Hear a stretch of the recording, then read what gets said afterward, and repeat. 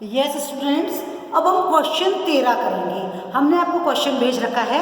Question 13 करने के पहले हमें कुछ बातों का ध्यान रखना पड़ेगा। देखिए, अगर क्लोजिंग स्टॉक ट्रायल बैलेंस में दिया हुआ है, बहुत ध्यान से समझिएगा। यदि क्लोजिंग स्टॉक ट्रायल बैलेंस के अंदर दे रखा है तो हम उसे ट्रेडिंग अकाउंट में नहीं लिखेंगे, केवल हम बैलेंस शीट की असेट साइड में ही लिखेंगे। आगे बात समझ में? हम उसको ट्रेडिंग अकाउंट में नहीं लिखेंगे क्योंकि वो ट्रायल बैलेंस के अंदर दे रखा है। यदि बाहर दे रखा होता तो हम उसको दोनों जगह लिखते। ठीक। दूसरा उसमें दिया हुआ है, यदि ट्रायल बैलेंस में चाहे कमीशन हो, डिस्काउंट हो, इंटरेस्ट हो, ये सब डेबिट में भी अमाउंट दे रखा है और क्रेडिट में भी अमाउंट दे रखा है, तो डेबिट वाला अमाउंट हम डेबिट प्रॉफिट एंड लॉस के और क्रेडिट वाला अमाउंट हम क्रेडिट साइड लिखेंगे। वो हमें रिसीव्ड हुआ। डेबिट वाला तो हमने डिस्काउंट दिया, कमीशन दिया, इंटरेस्ट दिया, और क्रेडिट साइड वाला हमें रिसीव हुआ, interest received, discount received, commission received, तो हम उसे क्रेडिट में लिखेंगे। फिर अगर आप देखिए, हमेशा ध्यान रखिए, परचेज रिटर्न क्रेडिट होता है और सेल्स रिटर्न डेबिट होता है। अगर आपको ट्रायल बैलेंस में केवल रिटर्न दे रखा है या रिटर्न इनवर्ड आउटवर्ड दे रखा है, तो आप ध्यान रखिए, डेबिट वाला जो दे रखा है अमाउंट, वो आपका रिटर्न का अमाउंट सेल्स रिटर्न का है, और जो क्रेडिट वाला अमाउंट दे रखा है वो आपका परचेज रिटर्न का है। इस बात को ध्यान में रखिए। इस क्वेश्चन में चाहे कोई सा भी क्वेश्चन है, यदि बैंक दे रखा है, आपको यहाँ पर्टिकुलर में बैंक दे रखा है और एक अमाउंट डेबिट में दे रखा है, एक अमाउंट क्रेडिट में दे रखा है, तो आप ध्यान रखिए, डेबिट वाला अमाउंट असेट्स में जाएगा और क्रेडिट वाला अमाउंट लायबिलिटी में जाएगा। लायबिलिटी हमेशा क्रेडिट होती है और एसेट्स हमेशा डेबिट होती है। तो इसका मतलब अगर लायबिलिटी में जाएगा क्रेडिट वाला अमाउंट, तो बैंक ओवरड्राफ्ट हो गया, तो इसीलिए हम उसको लायबिलिटी में लिखेंगे, बैंक ओवरड्राफ्ट। और अगर डेबिट में है तो उसको एसेट्स में लिख देंगे, केवल सिंपल। समझ में आई बात? और फिर अगर क्वेश्चन में दे रखा है सेल टैक्स पेबल, हमें सेल टैक्स चुकाना है, हमें सेल टैक्स देना है साल के अंत में, इसे हम लायबिलिटी में लिखेंगे। आई बात समझ में? सेल टैक्स पेबल है, केवल सेल टैक्स नहीं है, सेल टैक्स पेबल है, तो आप उसको लायबिलिटी में लिखेंगे। और जनरल रिजर्व भी आपका कंपनी का है, उसको भी हम लायबिलिटी साइड में लिखेंगे। अगर क्वेश्चन में आया कि बैड डेट्स रिकवर, यानी डूबा हुआ पैसा हमें वापस प्राप्त हो गया, तो हम इसे प्रॉफिट एंड लॉस अकाउंट के क्रेडिट साइड में हमें प्राप्त हुआ है बैड डेट्स रिकवर, हम उसे इस करके प्रॉफिट एंड लॉस अकाउंट के क्रेडिट साइड में लिख देंगे। इस क्वेश्चन को करने के पहले इन बातों का आपको ध्यान रखना होगा, फिर हम इस क्वेश्चन को करते हैं as soon as this possible. आप क्वेश्चन नंबर 13 देखिए। सबसे पहले हमने आपको बताया था, आप देख करके ओपनिंग स्टॉक लिखिएगा। सबसे पहले टू ओपनिंग स्टॉक, और ये आपका ओपनिंग स्टॉक आ जाएगा 9400। देखिए, सवाल में क्लोजिंग स्टॉक भी दे रहेगा, क्लोजिंग स्टॉक नहीं लिखना है यहाँ पर। फिर आ जाएगा टू परचेज देख करके लिखिएगा, कहाँ पे परचेज है, अंदर लिखिएगा 10,000 लेस रिटर्न आउटवर्ड, यहाँ पर आ जाएगा, आउटवर्ड है 320 रुपया, तो यहाँ पर आ जाएगा आपका 9,680। फिर इधर आ जाएगा बाय सेल्स के अंदर लिखिएगा 25,000 रुपया है, और लेस करिए रिटर्न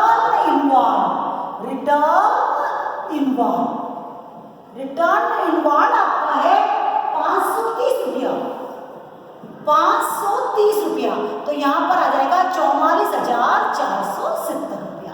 अब इसमें ध्यान रखिए, क्लोजिंग स्टॉक नहीं आएगा क्योंकि क्लोजिंग स्टॉक ट्रायल बैलेंस के अंदर लिखा है, इसीलिए हम यहाँ पर क्लोजिंग स्टॉक नहीं लिखेंगे।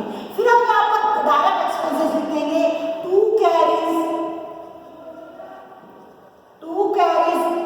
इसमें दे रखा है 600 रुपया, और टू वेजेस बस 2 ही दे रखा है, टू वेजेस 2,470 रुपया। बस अब आप इधर का टोटल लगा दीजिए, इधर का टोटल लगा दीजिए, तो आपका 24,470, इधर आपका आ जाएगा टू ग्रॉस प्रॉफिट। इसमें से आप लेस करोगे तो कितना बचेगा 24,470 में से 9 9 18 19 20 21 22,150 22,150 रुपये लेस करेंगे तो आपके पास बचेगा 2,320। ठीक, अब इसमें हम यहाँ पर लिखेंगे by gross profit. By gross profit ये हो गया 2,320 रुपया। ठीक, अब इसके बाद हम लिखेंगे जो आपका वो सारा indirect expenses, to salaries and commission दोनों दे रखा है। सैलरीज तो आ जाएगी डेबिट साइड में, कमीशन का अमाउंट आपको क्रेडिट में दे रखा है। इसका मतलब कमीशन रिसीव्ड हुआ, इसका मतलब कमीशन रिसीव्ड हुआ और इसका अमाउंट है आपका 350 रुपये, क्योंकि इसका अमाउंट क्रेडिट में दे रखा है। फिर आ जाएगा तो इंश्योरेंस प्रीमियम,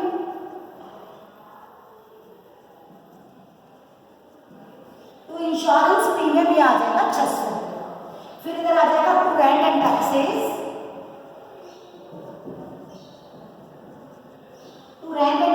को आ जाएगा 480 रुपीज।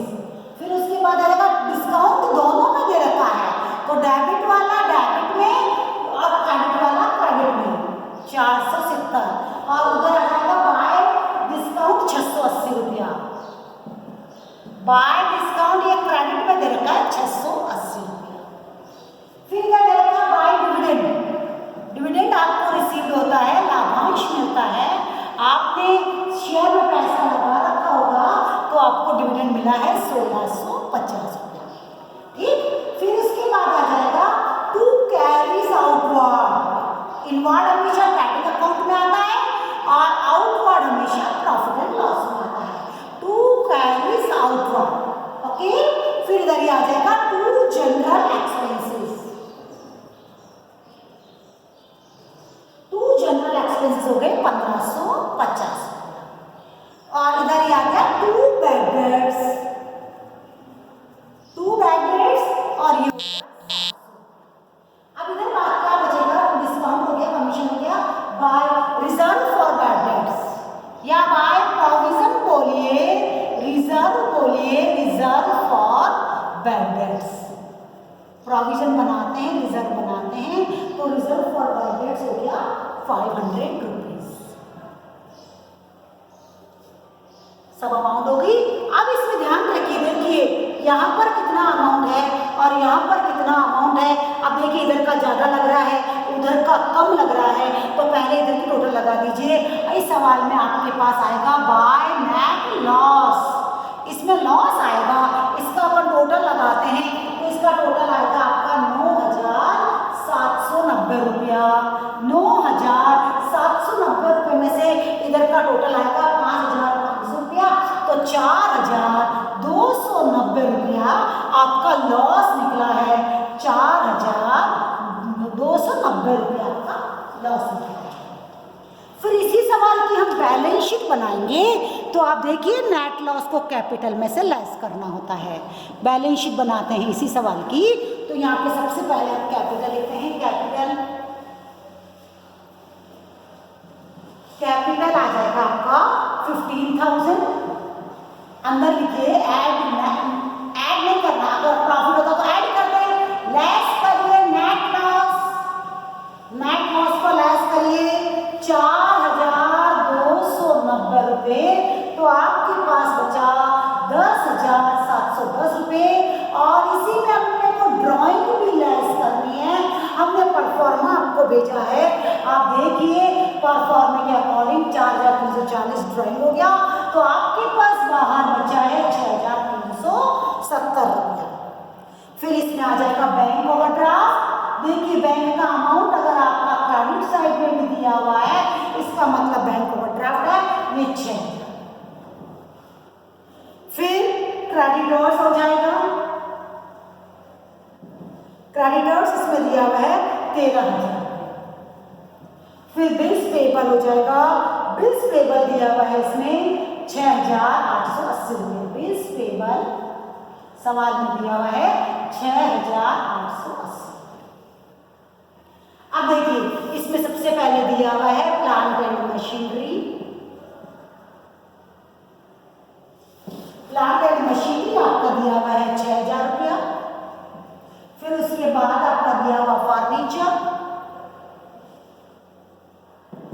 फर्नीचर आपका दिया हुआ है 1500 रुपया।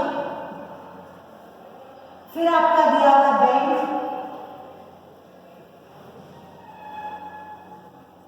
बैंक को दिया हुआ है 500, ये डेबिट साइड में दिया हुआ है 520 रुपया। फिर डेटर्स है, डेटर्स आपका दिया हुआ है 8000 रुपया। और उसके बाद आपका बैंक डिपॉजिट अलग से दिया हुआ है। बैंक डिपॉजिट आपने करा रखा होगा, बिजनेसमैन ने करा रखा होगा बैंक डिपॉजिट, या अलग से करवा रखा होगा, ये बैंक डिपॉजिट आ गया। बिल्स रिसीवेबल, बिल्स रिसीवेबल ये आपका हो गया 2030 रुपया। Then last closing stock, closing stock और वो हो जाएगा 9200 रुपया। बस आपको दोनों तरफ की टोटल लगानी है। अगर दोनों तरफ की टोटल भी तो सही आती है तो आपका सवाल सही वरना गलत। 13, 6, 19, 21, 25, 36 टोटल आएगी आपकी 32,250। इधर की भी लगा लीजिए, इधर की भी टोटल आनी चाहिए 32,250, दोनों की टोटल बराबर आ रही है। इसी प्रकार से आपको ये सवाल करना है। आपको नहीं आ रहा तो बार बार देखिए, बार बार करिए, और जो मैंने पॉइंट बताए उनको पूरा ध्यान रखिए। ओके बेटा, thank you. Yes, good morning students, welcome in my YouTube channel doctor Saroj Sodani, accounts lecturer. आज हम फाइनल अकाउंट पढ़ेंगे। फाइनल अकाउंट में आपको पता है 3 प्रकार के अकाउंट बनते हैं। एक trading account, profit and loss account और बैलेंस शीट।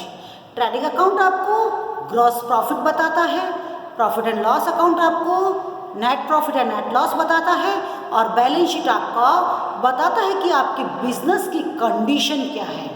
उसी प्रकार से हम क्वेश्चन नंबर 8 करते हैं। हमने आपको भेज रखा है क्वेश्चन नंबर 8 में आपको सबसे पहले क्वेश्चन में ये देखना है कि उसमें ओपनिंग स्टॉक कहाँ दिया हुआ है। तो हम उसको देख करके ट्रेडिंग अकाउंट में सबसे पहले हम ओपनिंग स्टॉक लिखेंगे। ओपनिंग स्टॉक है क्वेश्चन नंबर 8 का 6000 या 6000 रुपया। हमें परफॉर्मा बनाना है पर्टिकुलर अमाउंट, और सबसे पहले उसमें ओपनिंग स्टॉक लिखेंगे 6000 रुपये। फिर उसमें देखेंगे कि परचेज कहाँ दिया हुआ है। अगर परचेज में रिटर्न भी दिया हुआ है तो हम रिटर्न को लेस कर देंगे। चूंकि इस क्वेश्चन में रिटर्न नहीं दिया है तो हम डायरेक्ट अमाउंट दे देंगे। परचेज क्वेश्चन में भी है 12,000 या 12,000 रुपया। फिर क्वेश्चन के उसमें देखेंगे कि सेल्स कहाँ दी हुई है, तो हम सेल्स देखेंगे बाय सेल्स अकाउंट, और उसमें आ जाएगा सेल्स इसमें दी है 25,000। अगर रिटर्न दिया हुआ होता तो उसमें से लेस कर देंगे, रिटर्न नहीं है। फिर देखिए क्वेश्चन के लास्ट में बाहर ट्रायल बैलेंस के बाहर क्लोजिंग स्टॉक दिया हुआ होगा, उस क्लोजिंग स्टॉक को यहाँ पर लिख देंगे बाय क्लोजिंग स्टॉक, और ये हो जाएगा 4,000 रुपये। अब इसमें ये देखेंगे कि डायरेक्ट एक्सपेंसेस कौन कौन से हैं। क्वेश्चन में डायरेक्ट एक्सपेंसेस कौन कौन से हैं, तो इस क्वेश्चन में पहला डायरेक्ट एक्सपेंसेस है वेजेस अकाउंट, तो हमने वेजेस लिख दिया 2500 रुपया। उसके बाद उसमें है कैरीज, अकेला कैरीज दिया हुआ है तो 2 कैरीज अकाउंट, और यहाँ पर 800 रुपये लिख देंगे। फिर उसमें दिया हुआ है 2 कोल एंड गैस, कोयला और गैस भी प्रोडक्शन में काम आता है, तो आपको जो फैक्ट्री के एक्सपेंसेस है वो इसी में। ये सब खत्म हो गए। अब आपको क्या करना है, आइडिया लगा लीजिए कि इधर का ज़्यादा है इधर का कम है, तो यहाँ पर ग्रॉस प्रॉफिट आएगा। अगर इधर का ज़्यादा होता और उधर का कम होता तो हम बैलेंस निकालते तो ग्रॉस लॉस आता। अब ग्रॉस प्रॉफिट आएगा 29,000 और इधर आ गया 29,000। इसका टोटल लगाया, इसका लगाओ 20,000 और फिर क्या हो गया 8 5 13 जगह 20,400 हो गया, तो 7,600 आपका 12 6 18 19 20 21,600 के 7,600 आपका ग्रॉस प्रॉफिट हुआ। फिर यहाँ पर by gross profit, profit and loss account में भले अलग से लाइन नहीं खींचो और आप इसी में कर सकते हो। ये 7,600 हो गया। एक्सपेंसेस आएंगे जो हमने आपको बता रखा है। इनडायरेक्ट एक्सपेंसेस में पहला आएगा टू सैलरीज, वो आ जाएगा 470 रुपया दिया। फिर आ जाएगा टू रेंट एंड टैक्सेस, ये आ जाएगा 300 रुपीज। फिर टू मिसलेनियस एक्सपेंसेस, मिसलेनियस यानी सन्ड्री एक्सपेंसेस, मिसलेनियस एक्सपेंसेस, और ये है आपका 400 रुपया। उसके बाद आपका आ जाएगा डिस्काउंट दिया हुआ है जो डेबिट में भी दिया हुआ है और क्रेडिट में भी दिया हुआ है। डेबिट वाला डेबिट में टू में लिख देंगे और क्रेडिट वाला बाय में लिख देंगे, बाय डिस्काउंट, यानी इसका मतलब है डिस्काउंट रिसीव्ड हुआ, क्रेडिट का मतलब डिस्काउंट रिसीव्ड हुआ और वो हुआ 150 रुपया। फिर कुछ भी और नहीं है, बस ये 3-4 आइटम ही है। आप इसका टोटल लगाइए, इसका देखो इधर कम लग रहा है और उसका ज़्यादा लग रहा है। इसका टोटल लगाया 7,750 आया और इधर 7,750 में से 4, 3, 7, 4, 11, 6, 17, 1820 रुपया अगर आप लेस करोगे तो आपके पास बचेगा 5,930 रुपया। ये टू नेट प्रॉफिट बचेगा, ये नेट प्रॉफिट आएगा। अगर इधर का टोटल ज्यादा होता और इधर का कम होता तो लॉस आता। आगे सवाल में हम करेंगे। उसके बाद इसमें बैलेंस शीट बनाएंगे। देखिए नेट प्रॉफिट निकल गया, नेट लॉस बन गया। बैलेंस शीट में आपको कोई सा भी, चाहे आप तरलता के क्रम में बनाइए, चाहे आप स्थायित्व क्रम में बनाइए, बैलेंस शीट के लिए आपको कोई सा भी क्रम आप यूज करिए। आपको देखना यह है कि आपको किस प्रकार से इसको करना है। अब हम बैलेंस शीट बनाने के लिए सबसे पहले हम इसमें ये देखेंगे कि किस प्रकार से हम इसको कौन से क्रम में लिखें। आपका कोई सा भी क्रम हो, अगर प्रश्न में स्पष्ट नहीं दिया है तो आप कोई से भी क्रम से कर सकते हैं, जैसे जैसे आ जाए। Balance sheet as of 31 March 2015। Okay, अब यहाँ पर सबसे पहले हम लिखते हैं कैपिटल। कैपिटल आपका इस क्वेश्चन में दिया हुआ है 11,000। उसमें आप ऐड करिए नेट प्रॉफिट। क्या ऐड करना है कैपिटल में? नेट प्रॉफिट जो आपका आया 5,930। फिर आपको इसमें ड्राइंग नहीं है, नहीं तो हम ड्राइंग को लेस करते। इसमें ड्राइंग नहीं दिया है, नहीं तो ड्राइंग होता तो यहाँ पर लेस करते, तो यहाँ पे आ जाएगा 16,930। फिर क्वेश्चन में आप देखिए इसमें बीपी दिया हुआ है, बिल्स पेबल। बिल्स पेबल ये क्वेश्चन में दिया हुआ है। बिल्स पेबल दिया हुआ है 1200 रुपया और क्रेडिटर्स दिया हुआ है 2,000। इधर आप देखिए साइड में सबसे पहले लैंड एंड बिल्डिंग दिया हुआ है। लैंड एंड बिल्डिंग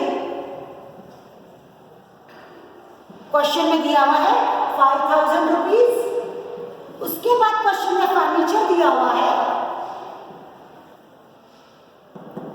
400 रुपीज और उसके बाद बिल्स रिसीवेबल दिया हुआ है। बिल्स रिसीवेबल ये दिया हुआ है आपको 2,000 रुपीज। देन नेक्स्ट आपको दिया हुआ है cash in hand. Cash in hand आपका दिया हुआ केवल 130 रुपीज, वह 130 रुपये। फिर मशीनरी दिया हुआ है। चूंकि अपन ने इसको कोई न स्थायित्व क्रम में किया है न तरलता के क्रम में किया है, केवल हमने इसको सिंपल बैलेंस शीट बनाया है। यहाँ आएगा 5,600 रुपया। फिर डेटर्स दिया हुआ है 3,000 रुपया और क्लोजिंग स्टॉक आपको पता है बैलेंस शीट में भी लिखा जाएगा, तो क्लोजिंग स्टॉक जो आपने ऊपर लिखा था ट्रेडिंग अकाउंट में वो हम बैलेंस शीट में भी लिखेंगे 4,000 रुपया। अब इन दोनों तरफ की टोटल बिल्कुल बराबर आनी चाहिए, तब तो आपका सवाल है सही वरना गलत। 16, 2, 18, 19, 20,130 इसकी टोटल आ रही है 20,130 रुपया। और इधर की भी टोटल 5, 2, 7, 5, 12, 3, 15, 4, 19, 20,130 इधर की भी टोटल आ रही है। इसका मतलब आपका सवाल बिल्कुल सही है। आप इस सवाल को वापस बार बार करके देखिएगा, समझ में आ जाएगा। मैं एक सवाल और बताती हूँ।